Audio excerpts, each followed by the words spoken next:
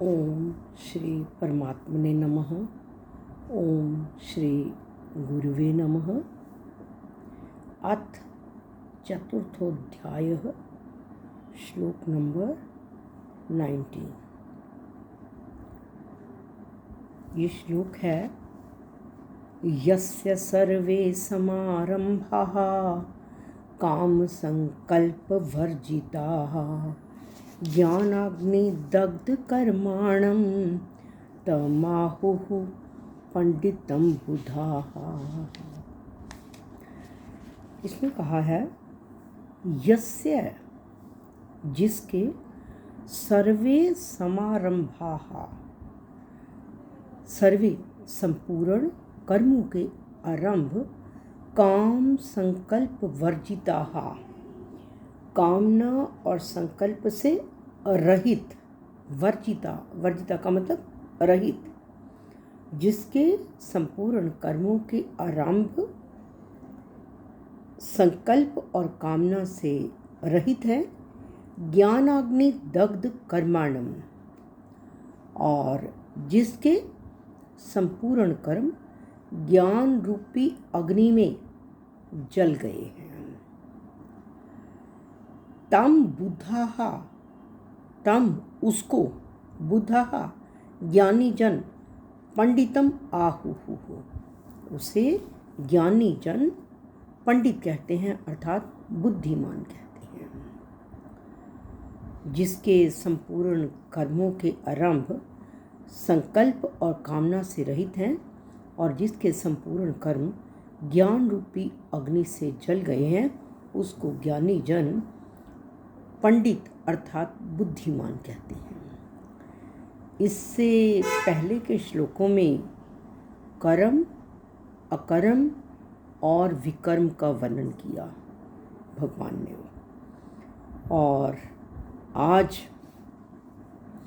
कहा गया है कि ज्ञान रूपी अग्नि में जल जाने का मतलब जिसको ज्ञान प्राप्त हो गया है उसको क्या अच्छा है क्या बुरा है ये पता चलने लग जाता है। अब सबसे पहले इसके बीच में संकल्प और कामना का वर्णन किया है। जब हम बार बार पदार्थों का चिंतन करते हैं तो उनमें से ये विषय अच्छे हैं, ये काम में आने वाले हैं, ये हमारे जीवन में उपयोगी हैं, ये हमें सुख देने वाले हैं, ऐसा हमारी बुद्धि में जो आता है उसे कहा गया है संकल्प। और इसके साथ ही हम क्या देते हैं, ये हमारे लिए अच्छा नहीं है, ये नुकसानदायक है, इसको नहीं लेना। जब ऐसा वर्ड आता है तो उसको कहा गया विकल्प। संकल्प और विकल्प, जब दोनों में से विकल्प हट जाता है सिर्फ संकल्प रह जाता है। जैसे फॉर एग्ज़ाम्पल हम कपड़े की दुकान पे गए तो हमें कपड़ों को देखने लगे कि हमने 10 सूट पसंद कर लिए, उसमें से हम क्या देते हैं, लेना एक है, अगर इनमें से ये पसंद नहीं इसको निकाल दो, ये पसंद नहीं इसको निकाल दो, तो हमारे संकल्प भी हुए और जो निकाल दो कहा विकल्प भी हुए। उनमें से जो हमें पसंद आ गया वो जब हमारे पास संकल्प रह जाता है तो उसके बाद उसको जो चीज़ हमें लेनी है इच्छा बन जाती है। तो फिर हमारे अंतःकरण में एक इच्छा पैदा होती है जिसका नाम है कामना। संकल्प से कामना उत्पन्न होती है। लेकिन जो पुरुष कर्म योग में स्थित होकर कर्म करता है उसमें संकल्प और कामना दोनों ही नहीं रहते, वह दोनों से ऊपर उठकर जीता है। क्योंकि ये संकल्प और कामना दोनों कर्म के ही बीज हैं। संकल्प और कामना के ना रहने पर हमारे कर्म अकर्म बन जाते हैं, हमारे कर्म यज्ञ बन जाते हैं, और ये जो हमारे लिए बंधन कारक नहीं होते। अर्थात बंधन में डालने वाले का मतलब फिर हम आने जाने वाली परिस्थिति से सुखी दुखी नहीं होते। और इस प्रकार लोगों के लिए कर्तव्य कर्म करते हुए मनुष्य कर्मों से सर्वथा निर्लिप्त हो जाता है। भगवान ने किसी चैप्टर में संकल्पों का वर्णन किया, किसी में कामनाओं का, और कहीं पर संकल्पों और कामनाओं दोनों का वर्णन किया, जैसे इस श्लोक में है। तो ये जो कहा गया है कि अगर संकल्पों का त्याग है तो उसको समझ लेना चाहिए कामनाओं का त्याग है, कामनाओं का त्याग है तो संकल्पों का त्याग है। अर्थात हमें संपूर्ण संकल्पों और कामनाओं से ऊपर उठकर जीना चाहिए। इसका एक एग्जाम्पल है, जैसे गैरेज में गाड़ी खड़ी है तो उसकी 4 अवस्थाएं हैं। पहली अवस्था में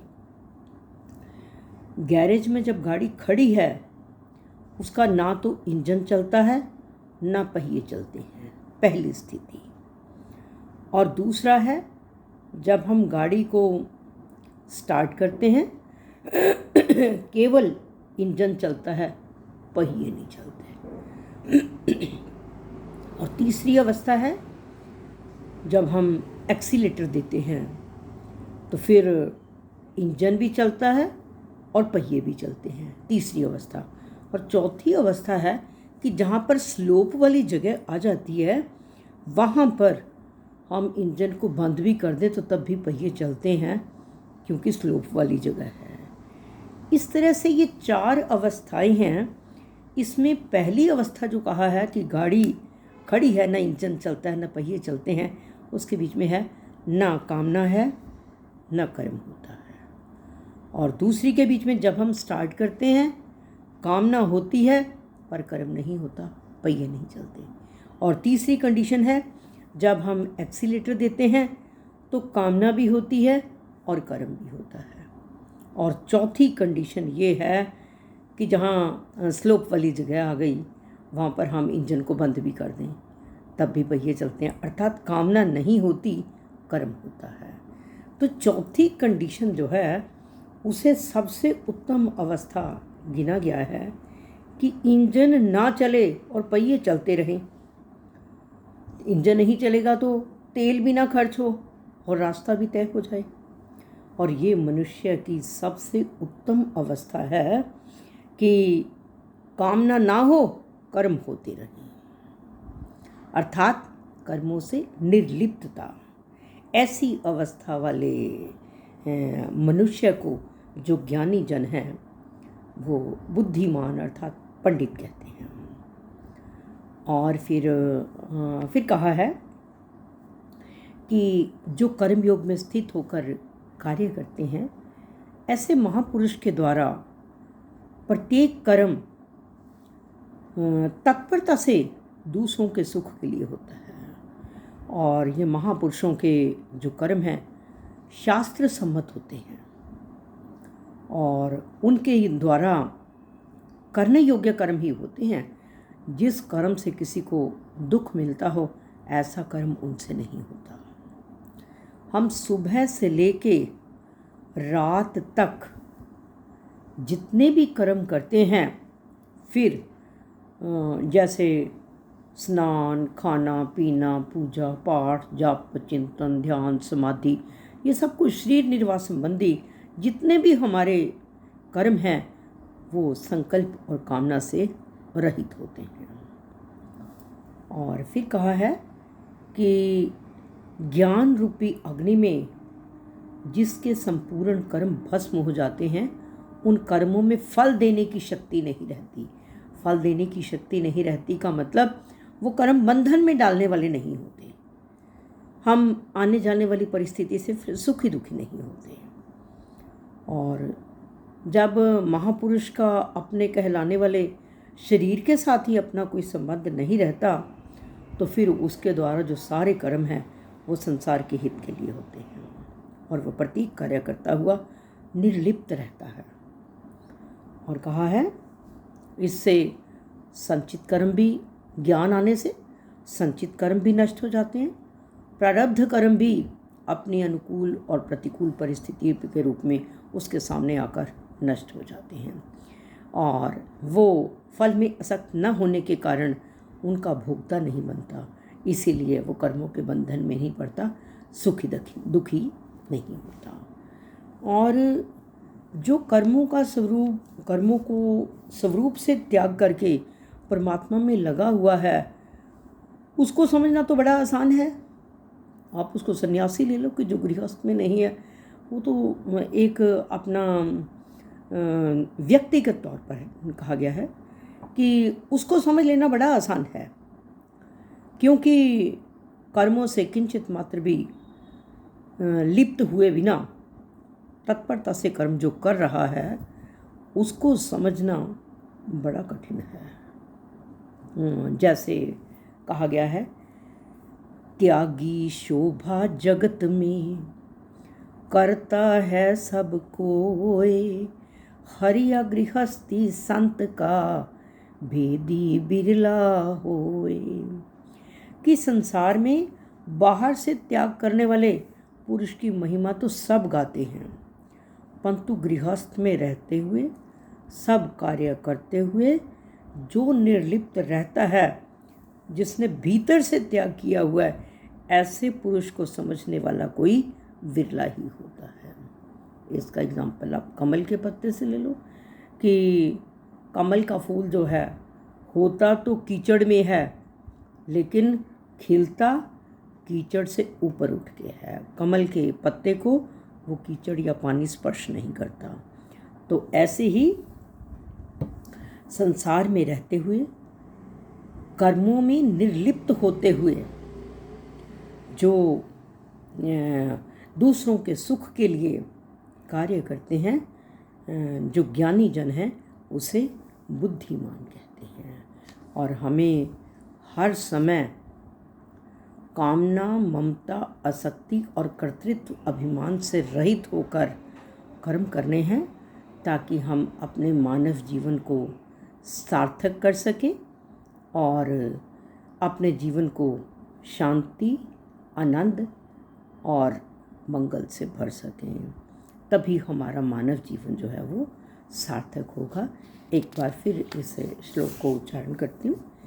यस्य सर्वे समारंभाः काम संकल्प वर्जिताः ज्ञानाग्नि दग्ध कर्माणं तमाहुः पंडितम बुधाः। जिसके संपूर्ण कर्मों के आरंभ और संकल्प कामना से रहित हैं और जिसके संपूर्ण कर्म ज्ञान रूपी अग्नि में जल गए हैं, उसको ज्ञानी जन पंडित कहते हैं, अर्थात बुद्धिमान कहते हैं।